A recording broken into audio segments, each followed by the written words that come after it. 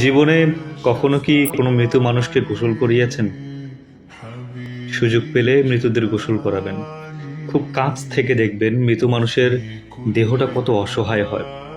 মৃত্যুর পরে মানুষের মৃতদেহ কতটা ভয়ের কারণ হয়ে দাঁড়ায়। সুযোগ পেলে রাতে লাশ পাহারা দিবেন, তখন বুঝতে পারবেন মৃত্যুর পরের প্রিয় মানুষটার লাশ রাতের বেলা আপনার কাছে কত অদ্ভুত লাগে, কত ভয়ের কারণ হয়ে ওঠে, কত আতঙ্কের কারণ হয়ে যায়। সুযোগ পেলে মৃত ব্যক্তির শরীরে একটু হাত লাগিয়ে কিছুক্ষণ স্পর্শ নিবেন। আপনি তখন উপলব্ধির সুযোগ পাবেন এই পৃথিবীতে বিশাল প্রভাব প্রতিপত্তি রেখে যাওয়া মানুষগুলো মৃত্যুর পরে কত নির্জীব রূপ ধারণ করে।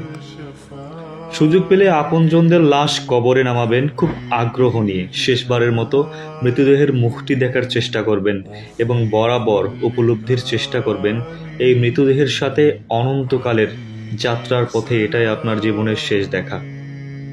জীবনের সুযোগ পেলে মাঝে মধ্যে কবরস্থানে গিয়ে নীরবে কিছুক্ষণ দাঁড়াবেন।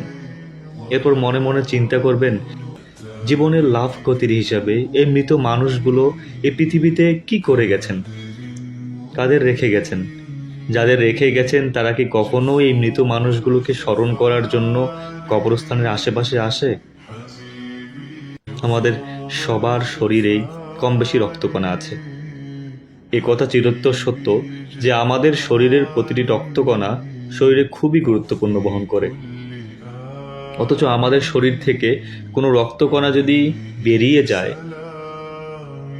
সেটির যেমন কোনো গুরুত্ব থাকে না, তদ্রূপ আমাদের দেহ থেকে প্রাণটা বেরিয়ে গেলে আমাদের শরীরে অন্যের কাছে কোনো মূল্য থাকে না।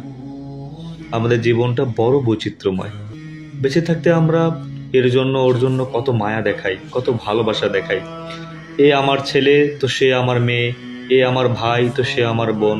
অথচ মরে গেলে এই মানুষগুলোই সবার আগে তোড়জোড় শুরু করবে কিভাবে মৃত্যুকে দাফন করানো হয় বা কিভাবে মৃত্যুকে দাফন করা যায়, কত দ্রুত মৃত্যুকে কবরস্থ করা যায় সেই চিন্তায় সবাই তটস্থ থাকে।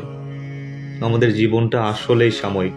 এই সাময়িক জীবনটা মাত্র 40, 50, 60 অথবা বড় জোর 70 বছরের সমষ্টি। অথচ এই জীবনে আমরা কখনো মৃত্যুর কথা না ভেবে কিভাবে অঢেল সম্পদ অর্জন করা যায় সেই চিন্তায় সর্বদা বিভোর থাকি।